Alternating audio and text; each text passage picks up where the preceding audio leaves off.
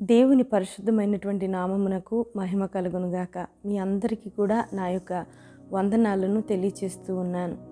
సహోదరులారా, మీరందరూ క్షేమంగా ఉన్నారని, నిత్యము కూడా మీరు ఆశీర్వాదకరముగా ఉండాలని మా యొక్క అనుదిన ప్రార్థనలో జ్ఞాపకం చేసుకుంటూ ఉన్నాము. అంత మాత్రమే కాదు, ఈ యొక్క సామెతల గ్రంథం ధ్యానములు మనందరికీ కూడా ఆశీర్వాదకరంగా ఉన్నాయని నేను నమ్ముతున్నాను.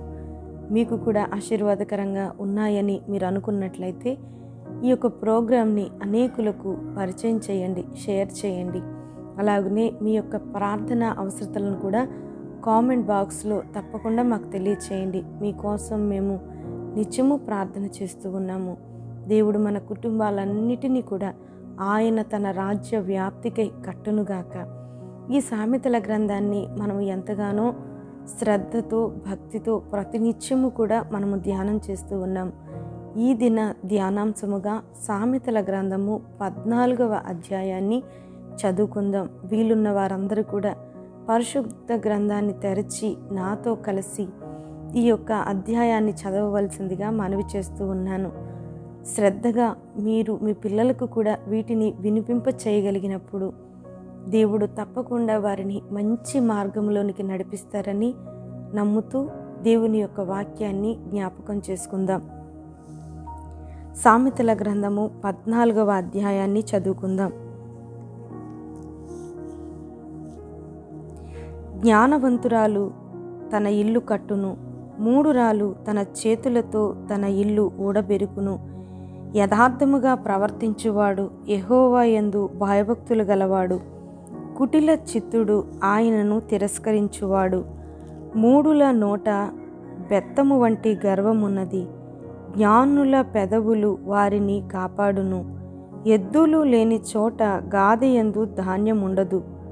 ఎద్దుల బలము చేత విస్తారము వచ్చుబడి కలుగును. నమ్మకమైన సాక్షి అబద్ధమాడడు.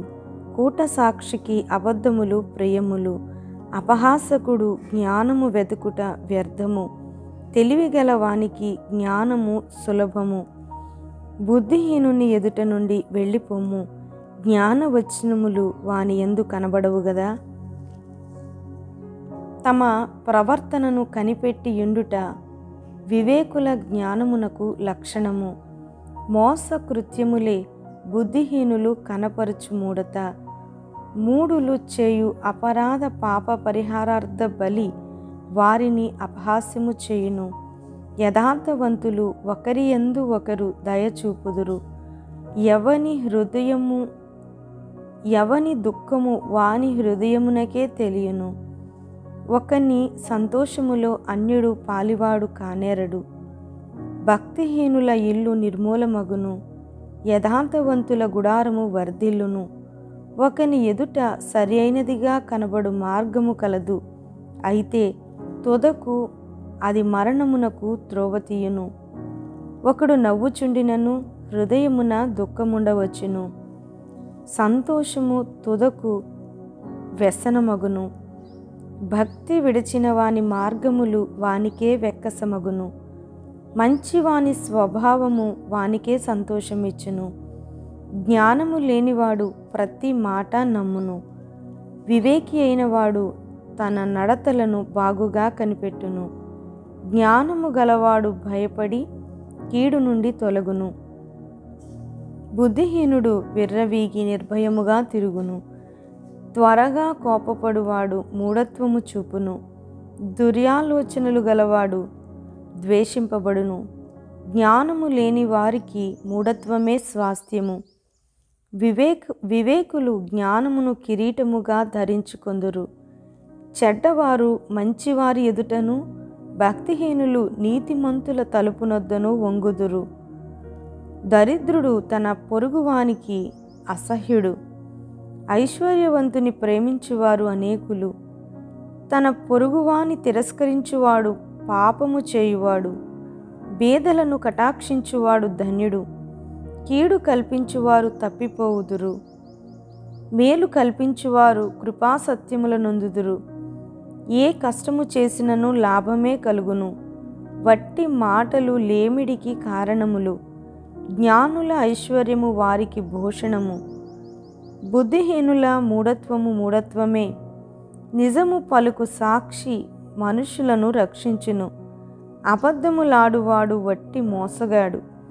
యెహోవా యందు భయభక్తులు కలిగి ఉండుట బహుధైర్యము పుట్టించును, అట్టి వారి పిల్లలకు ఆశ్రయస్థానము కలదు. యెహోవా యందు భయభక్తులు కలిగి ఉండుట జీవపు ఊట, అది మరణపాశములలో నుండి విడిపించును. జన సమృద్ధి కలుగుట చేత రాజులకు ఘనత వచ్చును, జన క్షయము రాజులకు వినాశకరము. దీర్ఘశాంతము గలవాడు మహావివేకి, ముంగోపి మూఢత్వమును బహుమానముగా పొందును. సాత్వికమైన మనస్సు శరీరమునకు జీవము, మత్సరము ఎముకలకు కుళ్ళు. దరిద్రుని బాధించువాడు వాని సృష్టికర్తను నిందించువాడు, బీదను కనికరించువాడు ఆయనను ఘనపరచువాడు. అపాయము రాగా భక్తిహీనుడు నశించును, మరణకాలమందు నీతిమంతునికి ఆశ్రయము కలదు. తెలివిగల వాని హృదయమందు జ్ఞానము సుఖనివాసము చేయును, బుద్ధిహీనుల అంతరంగములోనున్నది బయలుపడును. నీతి జనములు ఘనతకెక్కుటకు కారణము, పాపము ప్రజలకు అవమానము తెచ్చును. బుద్ధిగల సేవకుడు రాజులకిష్టుడు, అవమానకరముగా నడుచువాని మీద రాజుతో తన ఇల్లు ఊడబెరుకును.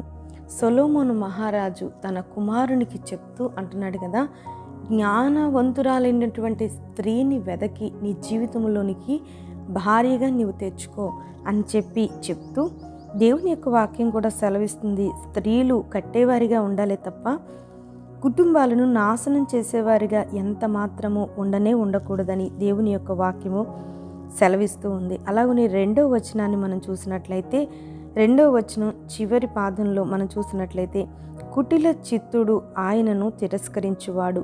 కుటిల చిత్తులు ఎవరైతే ఉన్నారో వారు మంచి మార్గంలో నడుస్తున్నట్లుగా మరి నటిస్తారు అంతే, కానీ వారి యొక్క మార్గము, వారి యొక్క జీవిత విధానము ఏమాత్రము కూడా దేవుడు మెచ్చుకోదగినది కానే కాదు. అలాగనే 3వ వచనాన్ని చదువుకుందాం. మూఢుల నోట బెత్తము వంటి గర్వమున్నది. మూఢులు ఎవరైతే ఉన్నారో వారు గర్వాన్ని మరి నోట్లో ధరించి ఉంటారట. వారి నోటి నుంచి ఏ మాటలు వస్తాయి? గర్వపు మాటలే వస్తాయి. కానీ అతని యొక్క గర్వమే అతనికి శిక్ష తెచ్చిపెడుతుంది అని మాత్రం ఈ యొక్క మూఢులు, బుద్ధిహీనులు ఏమాత్రము కూడా గ్రహించరు. అలాగునే 6వ వచనాన్ని చదువుకుందాం. అపహాసకుడు జ్ఞానము వెదకుట వ్యర్థము, తెలివిగల వానికి జ్ఞానము సులభము. అపహాసకులు ఏ విషయాన్ని చెప్పినా ఆ విషయం కొరకు వారు అపహసిస్తూ ఉంటారు, సందేహిస్తూ ఉంటారు. అటువంటి వారికి జ్ఞానము ఏమాత్రం కూడా దొరకదు. అటువంటి వారు జ్ఞానము కొరకు వెతకటము కూడా వ్యర్థము అని దేవుని యొక్క వాక్యము సెలవిస్తూ ఉంది. అలాగనే తెలివిగల వానికి జ్ఞానము సులభము, బుద్ధిహీనుని ఎదుటి నుండి వెళ్ళిపోము. జ్ఞాన వచనములు వాని యందు కనబడవు కదా. ఈ యొక్క తెలివిగలవారు ఎవరైతే ఉన్నారో వారంట ఎల్లప్పుడూ కూడా జ్ఞానాన్ని నేర్చుకోవటానికి, ఏదైనా వారికి తెలియనటువంటి విషయము, మంచి మాటలు వారికి ఎవరైనా చెప్పేవారుంటే నేర్చుకునేటువంటి వరుసలో వారే మొదట ఉంటారట. జ్ఞానవంతులు ఎప్పుడు కూడా నాకు అన్నీ తెలుసు అని ఎప్పుడూ అనరండి. వారు విధేయతను కలిగి, ఒక విషయం ఏంటంటే జ్ఞానమునకు ముందు వినయమే ఉంటుంది. ఏ వ్యక్తి అయితే వినయాన్ని కలిగి ఉంటాడో, విధేయతను కలిగి ఉంటాడో అతడే జ్ఞానవంతుడు. బుద్ధిహీనులు మరి వారికి అన్నీ తెలుసు అన్నట్లుగా గర్వముగా మాట్లాడుతూ ఉంటారు. జ్ఞాన సూచకమైనటువంటి మాటలను వారు విసర్జిస్తూ ఉంటారు. వారి యొక్క దృష్టికి అవి అసహ్యమైనవి. బుద్ధిహీనులకు సమస్య ఏంటంటే వారికి అజ్ఞానం సమస్య కాదండి. వారికి సత్యమన్నా మంచి మాటలన్నా వారికి ఏమాత్రం కూడా ఇష్టం లేదు. వాటి మీద వారికి ఏమాత్రం కూడా గౌరవం ఉండదు. వారికి సౌకర్యంగా ఉన్నటువంటి మార్గాలను మాత్రమే వారు ఎన్నుకుంటారు బుద్ధిహీనులు. అలాగనే 11వ వచనం చూడండి. భక్తిహీనుల ఇల్లు నిర్మూలమగును, యథార్థవంతుల గుడారము వర్ధిల్లును అనగా అది చిగురిస్తుంది, నూతన ఆశీర్వాదాలతో నింపబడుతూ ఉంది. 13వ వచనం, ఒకడు నవ్వుచుండినను హృదయమున దుఃఖముండవచ్చును, సంతోషము తుదకు వ్యసనమగును. ఇక్కడ చూస్తున్నట్లయితే పైకి కనబడేటువంటి స్వభావం కొందరు వ్యక్తులలో పైకి నవ్వుతూ ఉంటారు, కానీ వారి హృదయంలో దుఃఖం ఉంటుంది. మనం ఎలా చెప్తూ ఉంటామంటే మనం ఎవరికి కనపడకూడదని దుఃఖాన్ని హృదయంలో పెట్టుకొని మరి నవ్వుతూ ఉన్నాము అని చెప్తూ ఉంటాం. కానీ వాస్తవానికి ఈ వచనంలో రాయబడినటువంటి మాట ఏంటంటే, ఒక వ్యక్తి నవ్వుతున్నట్లుగా సంతోషపడుతున్నట్లుగా కనబడుతున్నప్పటికీ కూడా ఆ వ్యక్తి నీ యందు అసూయపడుతున్నాడు, ఆ వ్యక్తి నీ విషయంలో దుఃఖపడుతున్నాడు, నువ్వు సౌఖ్యంగా ఉండడాన్ని చూచి దుఃఖపడుతున్నాడు అని. ఒకవేళ ఆ పైకి కనబడేటువంటి స్వభావము మోసపూరితమైనది కావచ్చు, కానీ నిజమైనది మాత్రం అంతములో బయటికి ఖచ్చితంగా వస్తుంది అని ఈ యొక్క వచనం మనకు తెలియచేస్తూ ఉంది. 14వ వచనం, భక్తి విడచిన వాని మార్గములు వానికే వెక్కసమగును. అంటే దారి తప్పిపోయినటువంటి వాడు ఎవరైతే ఉన్నారో వారి మార్గము వారికే వెక్కసమైపోద్దట. అలాగని 15వ వచనం, జ్ఞానము లేనివాడు ప్రతి మాట నమ్మును, వివేకి అయిన వాడు తన నడతలను బాగుగా కనిపెట్టును. దైవిక జ్ఞానం కలిగినటువంటి వారు వారి యొక్క నడతలను ప్రతినిత్యం కూడా కనిపెట్టుకొని వారు వెళుతూ ఉంటారు. 16వ వచనం కింద లైన్ మనం చూసినట్లయితే, బుద్ధిహీనుడు విర్రవీగి నిర్భయముగా తిరుగును. వాడు అనుకుంటాడు కదా, నాకేంటి భయం, వారిలో ఉన్నటువంటి మొండితనం, వారిలో ఉన్నటువంటి అహంకారం, వారిలో ఉన్నటువంటి గర్వము నాకేమవుతుంది అని చెప్పంట నిర్భయముగా కృత్రిమంగా తయారు చేసుకుంటారట వారు ఒక భరోసాని.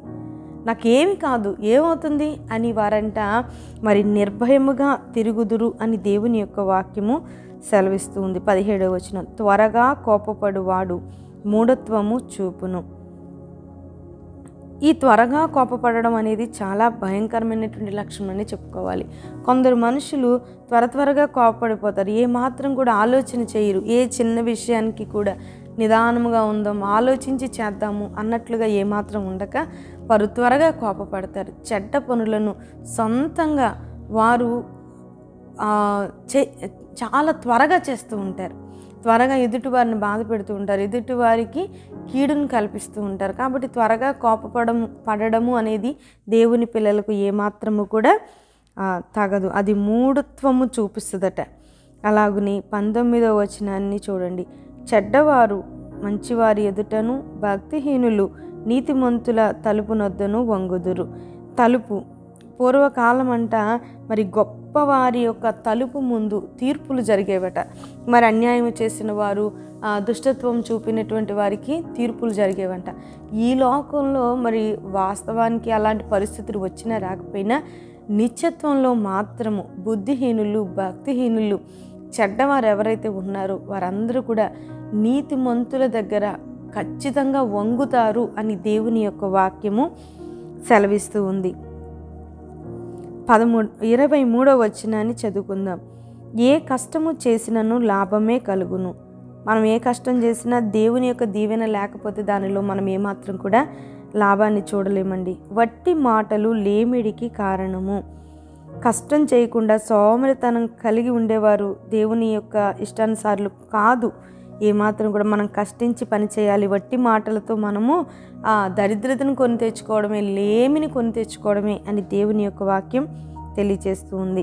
24వ వచనం కింద లైన్ మనం చూసినట్లయితే, బుద్ధిహీనుల మూఢత్వమే. ఈ మూర్ఖులు బుద్ధిహీనులు ఎవరైతే ఉన్నారో ఎక్కడ వారు మొదలుపెట్టారు, మూఢత్వంలోనే మొదలుపెట్టారు, అక్కడే వారి యొక్క ముగింపు అంట. వారి జీవితం కూడా మూఢత్వంలోనే ముగించేసుకుంటారట. అలాగని 28వ వచనాన్ని చదువుకుందాం. జన సమృద్ధి కలుగుట చేత రాజులకు ఘనత వచ్చును, జన క్షయము రాజులకు వినాశనము. రాజు దగ్గర ఉన్నటువంటి జనులు వెళ్ళిపోయినప్పుడు రాజు భయపడతాడు. అతని యొక్క ఘనత కావచ్చు, ధైర్యము కావచ్చు, ప్రతి ఒక్కటి కూడా జనముల మీద ఆధారపడి ఉంటుంది అని ఈ యొక్క వచనం మనకు తెలియజేస్తుంది. 29 దీర్ఘశాంతము గలవాడు మహావివేకి. దీర్ఘశాంతము గలవాడు అంటే భూమి మీద మనం ఎవరిని చూపించలేమండి, యేసయ్యను తప్ప. ఆయన మాత్రమే మంచి దీర్ఘశాంతము కలిగినటువంటి వాడు. అంత గొప్ప దీర్ఘశాంతము మనలో కూడా దేవుడు చూడాలి అనుకుంటున్నాడు. దీర్ఘశాంతము అంటే కోపం లేకపోవటం కాదు, లేకపోతే గద్దించకపోవటం కాదండి, నిదానంగా కోపపడటం. ఆ కోపపడడంలో కూడా ప్రేమతో నిదానముగా మరి కోపపడ్డాన్ని దీర్ఘశాంతము అని ఈ యొక్క వచనము మనకి తెలియజేస్తూ ఉంది. అలాగనే 30వ వచనం, సాత్వికమైన మనస్సు శరీరమునకు జీవము, మత్సరము ఎముకలకు కుళ్ళు. ఎముకలకు కుళ్ళటండి మత్సరం అంటే ఏంటి? దేవుడు ఎదుటి వారికి ఎన్నో ఇస్తూ ఉంటాడు. ఇల్లు కావచ్చు, పిల్లలు కావచ్చు, వారికి ఉన్నటువంటి వాహనాలు కావచ్చు, ఆత్మీయత కావచ్చు, ఎన్నో దేవుడు ఒక్కొక్కరికి ఒక్కొక్క కృపను ఇస్తాడు, వాడుకుంటూ ఉంటాడు, ఆశీర్వదిస్తాడు, తన సాక్షులుగా నిలవబెట్టుకుంటూ ఉంటాడు. కొంతమంది మనుషులు అవి చూసినప్పుడు ఈర్ష్యపడిపోతూ ఉంటారు, అసూయపడిపోతూ ఉంటారు, మత్సరపడిపోతూ ఉంటారు. అటువంటి లక్షణం ఏదైతే ఉందో అది ఎముకలకు కుళ్ళు అని దేవుని యొక్క వాక్యము మనకి తెలియజేస్తుంది. దేవుని పిల్లలు ఎప్పుడు కూడా ఎదుటి వారి యొక్క క్షేమాన్ని చూసి కానీ, వారు కలిగి ఉన్న వాటిని చూసి కానీ ఈర్ష్య పడకూడదు. అది మన యొక్క జీవితాలకు ఏమాత్రం కూడా మంచిది కాదు. 32వ వచనాన్ని మనం చూసినట్లయితే, అపాయము రాగా భక్తిహీనుడు నశించును, మరణకాలమందు నీతిమంతునికి ఆశ్రయము కలదు. మరణ అంతముతో తర్వాత కూడా, మరణం అయిపోయిన తరువాత కూడా నీతిమంతునికి ఒక ఆశ్రయం ఉంటుందండి. మరణకాలమందే కావచ్చు, అతడు మరణం అయిపోయిన తరువాత కావచ్చు, నీతిమంతునికి యెహోవాయే ఆశ్రయముగా ఉంటాడు. ఎందుకంటే నిత్యత్వంలో నీతిమంతుడు ఎప్పుడు కూడా సంతోషంగా ఉంటాడు, దేవుని సన్నిధిలో క్షేమముగా ఉంటాడు. అలాగనే 33వ వచనం చూసినట్లయితే, తెలివి గలవాని హృదయమందు జ్ఞానము సుఖ నివాసము చేయును. బుద్ధిహీనుల యొక్క హృదయంలో జ్ఞానము ఉండలేదండి శాంతి సమాధానంతో, కానీ ఆ తెలివి కలిగినటువంటి వారి హృదయమందు, మరి మంచి వారి యొక్క హృదయమునందు హృదయంలోనంట జ్ఞానము నెమ్మది కలిగి నివసిస్తుందట. అలాగనే 35వ వచనాన్ని మనం చూసినట్లయితే, బుద్ధిగల సేవకుడు రాజులకు ఇష్టుడు, అవమానకరముగా నడుచువాని మీద రాజు కోపించును. ఇక్కడ ఈ వచనంలో మరి సొలొమోను రాసినటువంటి ఉద్దేశము తన యొక్క ఆస్థానములో ఉన్నటువంటి ఉద్యోగుల నిమిత్తమై, పనిచేస్తున్నటువంటి దాసుల నిమిత్తమై ఈ యొక్క మాటను రాసి ఉండవచ్చు. ఒక సహోదరులారా, మనం అందరం కూడా ఈ మాటల ద్వారా మరి హెచ్చరించబడ్డాము. మరి దేవుడు ఒక మంచి మార్గాన్ని మనకు చూపించారు కనుక ఈ మాటలను మన హృదయంలో నాతో కలిసి ప్రార్థనలో ఏకీభవించండి. స్తోత్రములు నాయన, కృపాసత్య సంపూర్ణుడా, నీ పరిశుద్ధమైనటువంటి పాదములకు వందనాలు, స్తుతులు, స్తోత్రాలు చెల్లిస్తున్నాను ప్రభువా. ఇంతవరకు నీ కృప చేత మమ్మల్ని ఎంతో భద్రపరిచారు నాయన. నీ మాటల చేత నాయన మమ్మలను నాయన మంచి మార్గములో నడవమని మీరు ఆజ్ఞాపించారు నాయన. మేము ఏ మార్గములో నడవాలో మాకు బోధించారయ్యా. నీ మాటలను నాయన మేము చదివాము, విన్నాము నాయన. దాని ప్రకారం జీవించడానికి మీరు కృప చూపించండి. మమ్మల్ని, మా కుటుంబాలను దీవించండి. యథార్థవంతుల యొక్క ఇల్లు వర్ధిల్లుతుందని నీ వాక్యము సెలవిస్తుందయ్యా. మేమందరము కూడా నాయన వర్ధిల్లుటకు కృప చూపించండి. జ్ఞానాన్ని తిరస్కరించేవారిగా, నీ మాటలను తిరస్కరించేవారిగా మేము ఉండక ప్రభు వాటిని ప్రేమించేవారిగా, మా హృదయములలో నాయన జ్ఞానము నాయన నెమ్మదిని కలిగి ఉండునట్లుగా అటువంటి తెలివిని, జ్ఞానాన్ని మీరు మాకు నాయన ప్రసాదించండి. జ్ఞానవంతురాలు తన ఇల్లును కట్టుకొనునని నీ వాక్యము సెలవిస్తుంది. మూఢురాలు తన ఇంటిని తన చేతులతో తానే ఊడబెరుకుంటుందన్న నాయన. మేము నాయన కట్టేవారిగా ఉండాలి తప్ప అయ్యా నా తండ్రి నాయన చెరిపివేసేవారిగా, నాశనాన్ని నాయన మా గృహాల్లోనికి ఆహ్వానించేవారిగా ఎంత మాత్రము కూడా ఉండకుండా నాయన మంచి జ్ఞానము చేత, వివేకము చేత మమ్మల్ని నింపండి. స్త్రీలను, పురుషులను, యవ్వన బిడ్డలను, చిన్నవారిని, వృద్ధులను, ప్రతి బిడ్డలను కూడా నాయన నీ యొక్క దైవికమైనటువంటి జ్ఞానము చేత నా తండ్రి నాయన మీరు నింపండి. మా కుటుంబాలను నాయన, మా యొక్క వ్యక్తిగత జీవితాలను నాయన, మా యొక్క నా తండ్రి ప్రభా పరిచర్యలను కట్టుకోవటానికి తగిన జ్ఞానాన్ని మీరు మాకు అనుగ్రహించండి. మాలో ఉన్నటువంటి మూఢత్వాన్ని తీసివేయండి నాయన. నీ వాక్యము చెప్పినట్లుగా నడుచుటకు కృప చూపించండి ఆయన. ఎందరైతే ఈ మాటలను ఆలకించారో, ఈ ప్రార్థనలు ఏకీభవిస్తున్నారో వారిలో ప్రతి ఒక్కొక్కరిని కూడా నీ హస్తాలకు నేను అప్పగిస్తున్నాను ప్రభా. ప్రతి బిడ్డను దీవించి ఆశీర్వదించండి, మేలు చేయండి. బలహీనులైతే వారిని బలపరచండి, వ్యాధిగ్రస్తులైతే వారిని స్వస్థపరచండి. అయ్యా నాయన, ఎటు తోచని నాయన ప్రభు నాయన పరిస్థితుల్లో ఉన్న బిడ్డలైతే వారికి చక్కని ఆలోచన మీరు అనుగ్రహించండి నాయన. ఈ దినమంతా బిడ్డలకు ఆశీర్వాదకరముగా దీవెనకరంగా చేయండి నాయన. మేము తెలిసి తెలియక చేసిన ప్రతి తప్పిదములను క్షమించండి. నీ రాకడ కొరకు మమ్మల్ని సిద్ధపరచండి. సహోదరి రాధా కొరకు ప్రార్థన చేస్తూ ఉన్నాము తండ్రి నాయన. ఆ బిడ్డ ఎంతో నా తండ్రి నాయన మానసికమైనటువంటి ఒత్తిడి చేత నాయన వేదన పడుతూ ఉండగా దేవా ఒక్కసారి ఆ కుమార్తెను మీరు దర్శించండి ప్రభువా. ఆ కుమార్తె కొరకు నాయన ప్రభ మేమందరము కూడా నాయన భారము కలిగి ప్రార్థన చేస్తూ ఉన్నాము. ఆ బిడ్డ హృదయంలో ఉన్న వేదనను తొలగించండి, తన కుటుంబాన్ని కట్టండి, మేలుకరమైన ఆశీర్వాదకరమైనటువంటి జీవితాన్ని కుమార్తెకి మీరు అనుగ్రహించండి నాయన. రాబోయే దినాలలో గొప్ప సాక్షిగా బిడ్డను వాడుకోండి ప్రభువా. నీకు వందనాలు నాయన. నీవు నాయన గృహాలను కట్టే దేవుడవు, కుటుంబాలను కట్టే దేవుడవు నాయన. ఆ బిడ్డ యొక్క మానసికమైన ఒత్తిడిని మీ నామములో బంధించండి నాయన. శాంతి సమాధానాన్ని తన గృహములో నాయన మీరు నా తండ్రి నాయన నిలువ ఉంచవలసిందిగా మనవి చేస్తున్నాను. ఎందరైతే మా ప్రార్థన అవసరాలు కోరి ఉన్నారో ప్రభు ప్రతి వారి కొరకు మేము ప్రార్థన చేస్తూ ఉన్నాము. ప్రతి వారిని దీవించండి. ఉద్యోగాలు, వ్యాపారాలు, చేతి వృత్తులు ప్రభు, వ్యవసాయం, పరిచర్యలు సమస్తాన్ని కూడా నాయన మీరు దీవించి ఆశీర్వదించండి. నీ రాకడ కొరకు మమ్మల్ని సిద్ధపరచండి నాయన. ప్రతి దినము కూడా నీ రాకడ కొరకు సిద్ధపడే అనుభవంలోనైనా మమ్మల్ని అందరినీ కూడా ఉంచమని ప్రభు నా తండ్రి నీ దాసురాల యొక్క మనవులను నాయన మీరు అంగీకరించి నాయన నీ కృపలతో మమ్మల్ని వర్ధిల్లపరచమని యేసు పరిశుద్ధ నామమున అడుగుతున్నాను తండ్రి. ఆమేన్. యేసు రక్తమే జయం, ప్రభు యేసు రక్తమే జయం, ప్రభు యేసు నామము సంపూర్ణ జయం కలుగును గాక. ఆమేన్, ఆమేన్, ఆమేన్. అందరికీ వందనాలండి. దేవుడు మిమ్మల్ని దీవించును గాక. ఆమేన్.